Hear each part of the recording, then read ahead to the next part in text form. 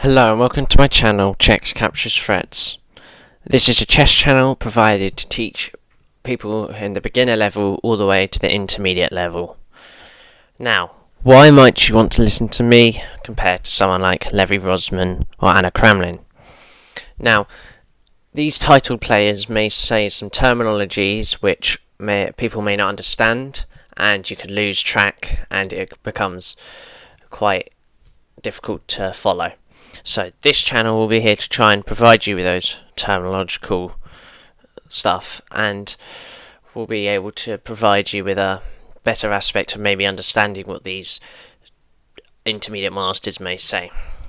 So with this episode we're going to show the basics, how the pieces move, the point material, what these coordinates mean, 1 to 8 and A to H, and towards the end I'll show you all the websites we can use and the shops maybe where to buy a chess set, or what you might need.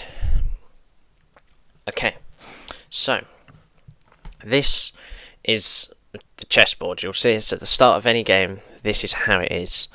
Now it may look overwhelming at first, but over time when we dumb it down it's easy to understand. So you have two colours, white and black.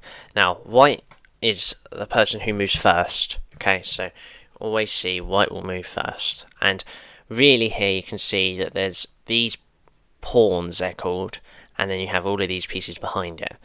These 8 pawns here are only worth 1 point, and in a position like now, they can normally only move up 1 square, like this, so like that.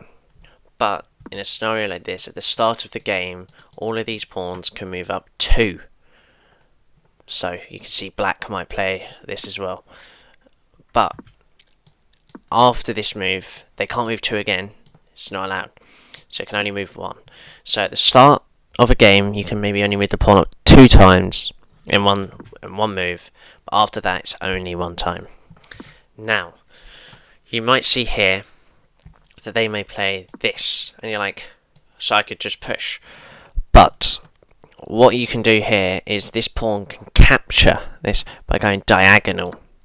It can't take it when it's like this. That's not how the pawns will work. So slowly you can understand that that's how these are only worth 1 point, could normally move only up 1 square at a time, unless it's at the start of the game, its starting position, and it can take pieces diagonally 1 square. Okay. Also, a pawn may only be 1 point.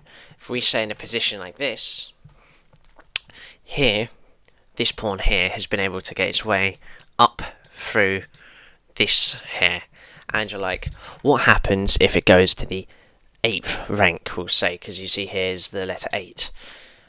When you push up 1 more here, this is what's called promoting.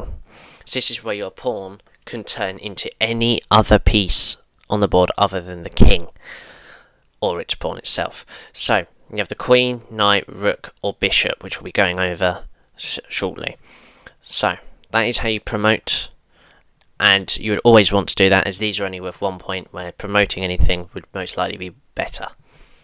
Okay, so after the pawns we have the rooks.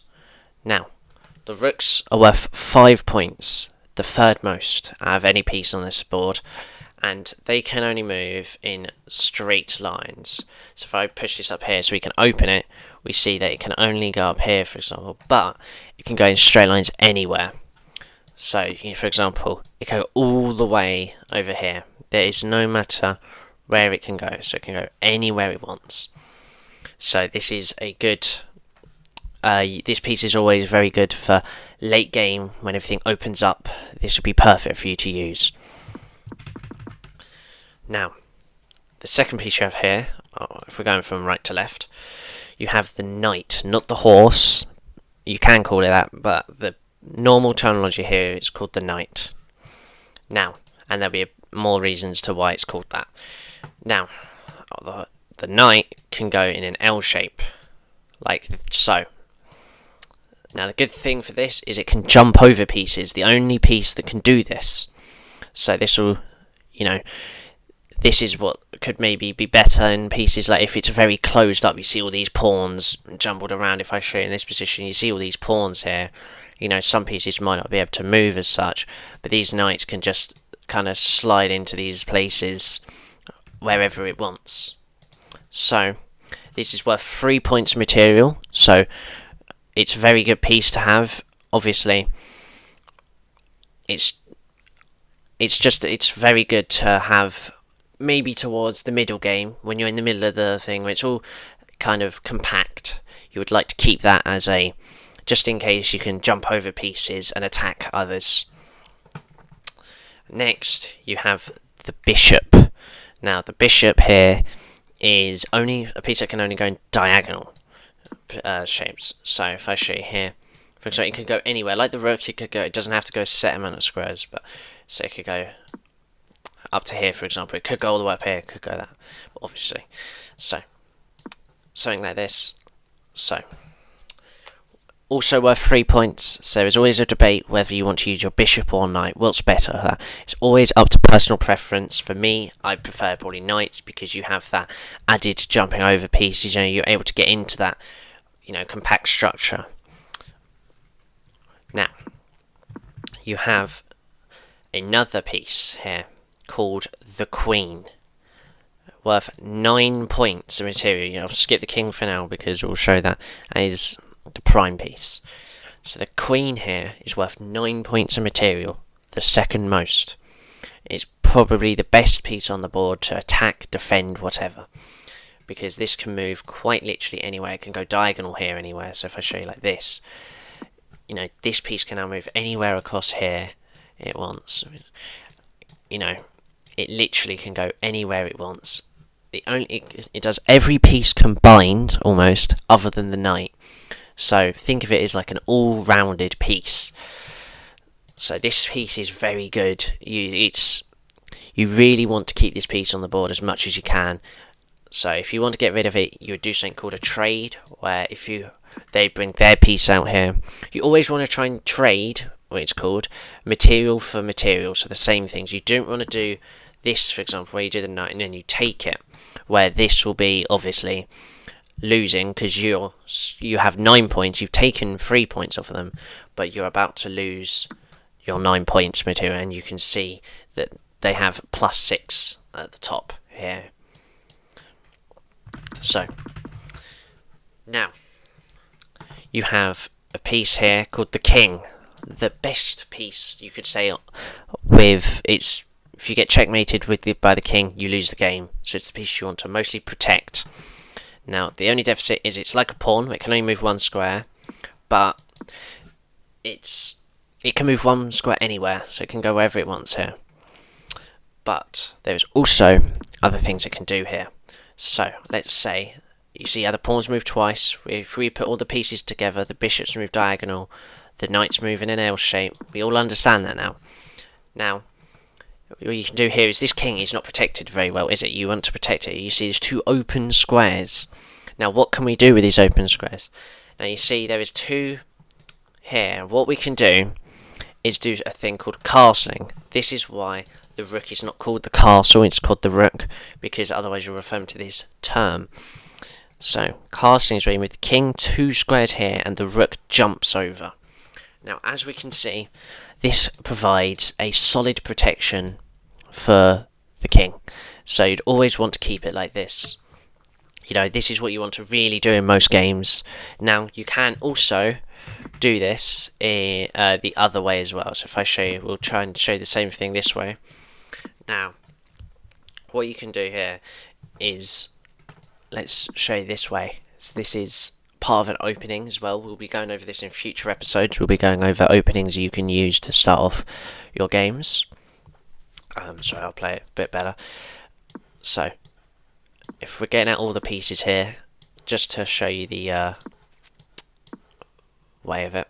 Now, here, you're like, okay, so the king moves twice, but how does this rook go over? Because it's a square away. Well, it's the same thing here as the rook jumps over, but obviously it skips a square here. So, how you would write this. Now, you might see up here, you see all of this stuff like 0 and then a minus sign and or dash whatever. Now this is called chess notation. So if you're ever in a chess tournament, let's say, and it's graded, you are most likely forced to write your moves down. Now it seems a bit confusing, but over time it's easy. So if I show you from here, what you have, the pawns aren't P. What you do is you, from the rank that they are, so you see here, this is the A file, this is the B file, C, D, E, F, G, H. So that's easy to understand. As you can see at the bottom here, it shall tell you what they should be. And then here we have the first rank, because that goes all across here.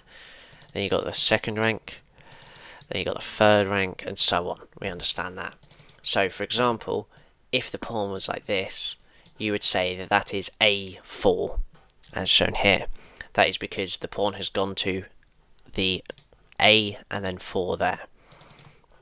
Now, when you are taking a piece with the pawn, you have what is called here, you do a capture, you use the word X.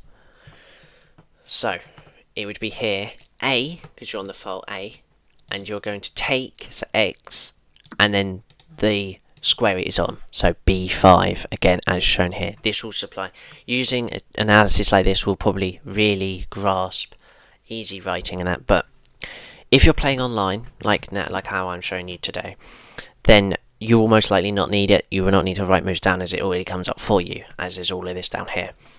But if you ever want to take this further and do chess tournaments, whether it's around your area, national, whatever, then you might need to know how that works. So we've got the pawns there down there. Now the rooks are R. So here, if I show you now, this here, could you guess, if I wanted to move the rook to here, what would this be? I'll give you a few seconds to guess. So, it is rook, so R, to H3, because you have moved the rook on the same file. So, well done if you've got that. It shall come over time, you shall get it will keep coming quite easy. Now, the knight. Now, the reason we don't call this the horse, horsey, or whatever, is because the knight, in chess notation, we call this N. Now, it's like, why is it not K? Because knight starts with that.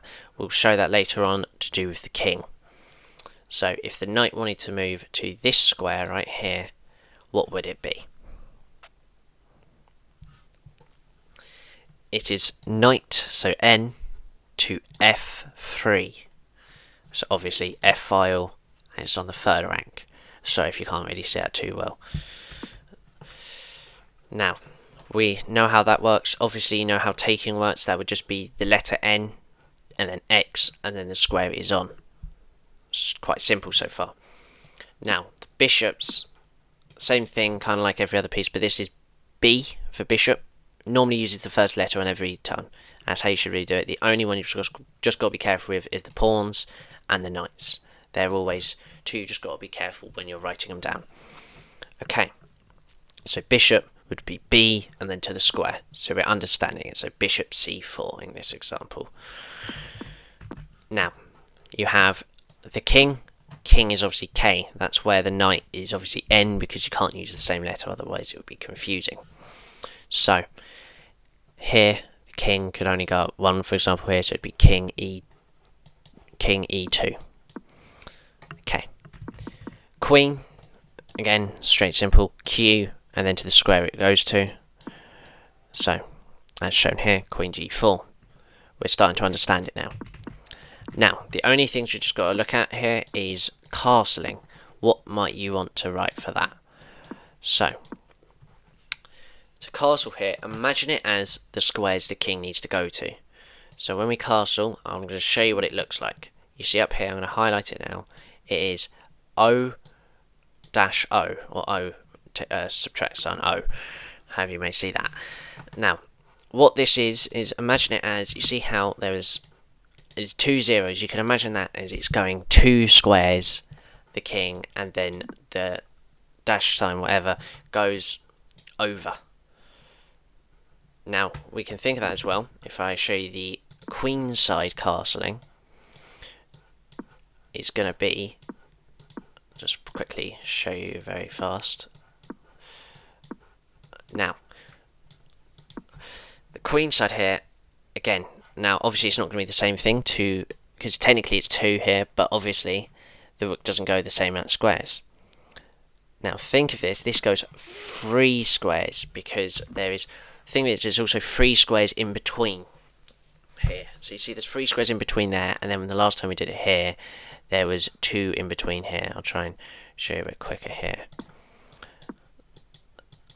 Here we go. So you see there's 2 squares in between here, that's why we have the 2 zeros here. And then when we have the queenside casting here, we have the 3 zeros here, or O's. Okay, so we understand the points material, how the pieces move, and the coordinates in the grid, and chess notation. This is the basics. This is all you need to know to learn how to get into chess. Now, how we might want to start it out. Now you might be like, okay, I want to get into chess tournaments immediately. You need to take it slow. It's a game we do not want to rush. We don't want to, after 2 weeks, or for example, and then you start kind of falling out with it. You just want to, slowly reel in everything you understand. So, for example, I'm on chess.com here, a very good website.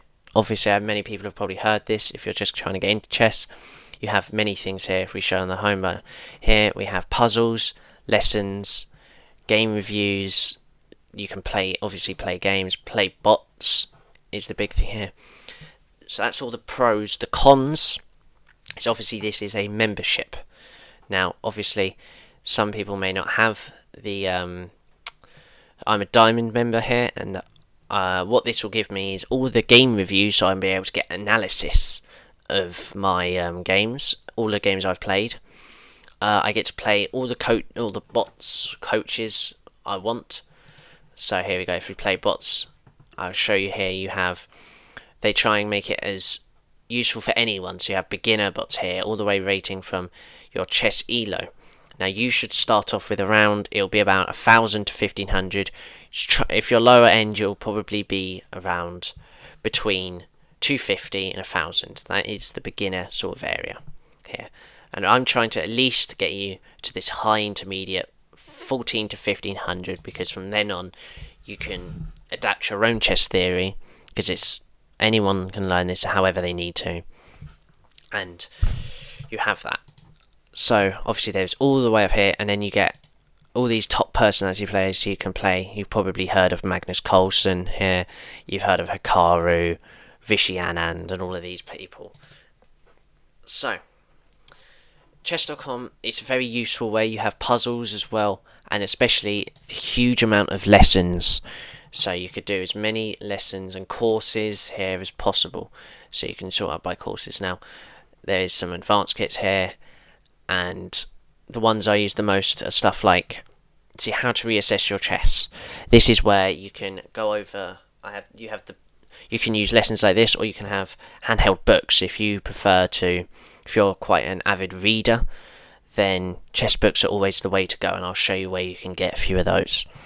But for now, the lessons here, there is many things that you might want to learn, whether it's openings, whether it's middle games, end games, patterns, which we'll be going over next episode, the how to finish a game, and so forth.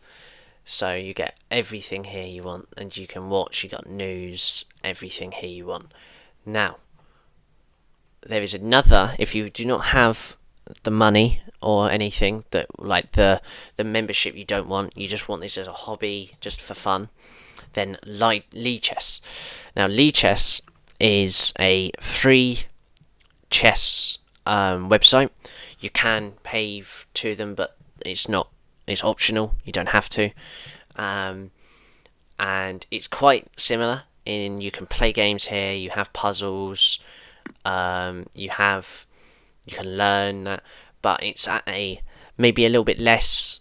There's not as much maybe lessons wise compared to if I press learn here. It's good, I think, as I'm trying to teach you for beginners.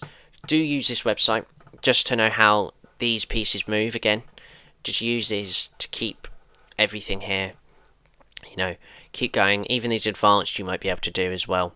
So you have that. You can watch games again, learn. You have everything here you will need.